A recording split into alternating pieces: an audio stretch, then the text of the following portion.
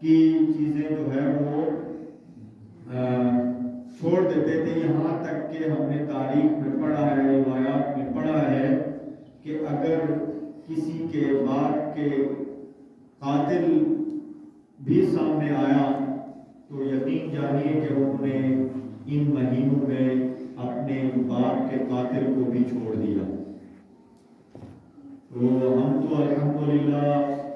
لا الہ الا اللہ محمد رسول اللہ صلی اللہ علیہ وسلم پڑھ کر اس امت کا حصہ ہے، جس امت کو رب ذوالجلال نے بہترین امت قرار دیا کہ کنتم خیر امت اخرجت للناس، کہ یہ بہترین امت ہے۔ اس کا منصب کیا ہے کہ اخرجت للناس تأمرون بالمعروف وتنہون عن المنکر۔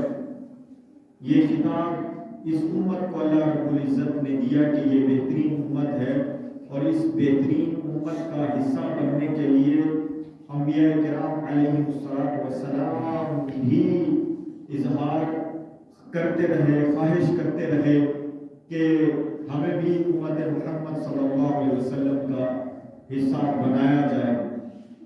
تو معزز سامعین، لیکن ہماری بدقسمتی ہے کہ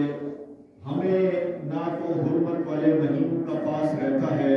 یہاں تک کہ ہمیں مسجد کا پاس بھی نہیں رہتا، یہاں تک کہ ہمیں مسجد کا پاس بھی نہیں رہتا کہ ہم مسجد میں موجود ہوتے ہیں، لیکن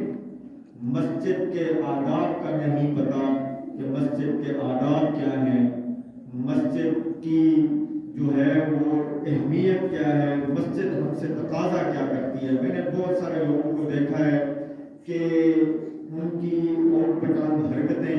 دیکھ کر مجھے تو بڑا عجیب محسوس ہوتا ہے کہ خدا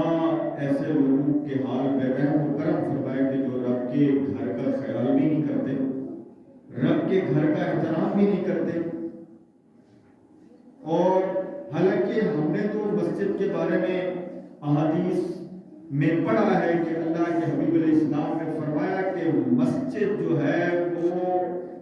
دنیا میں جنت کا باغ ہے۔ اللہ نے دنیا میں اگر جنت کا باغ رکھا ہے تو وہ مسجد ہے، یعنی کہ اس سے یہ معلوم ہوتا ہے کہ جب تک بندہ مسجد میں بیٹھتا ہے تو گویا کہ وہ جنت کے باغ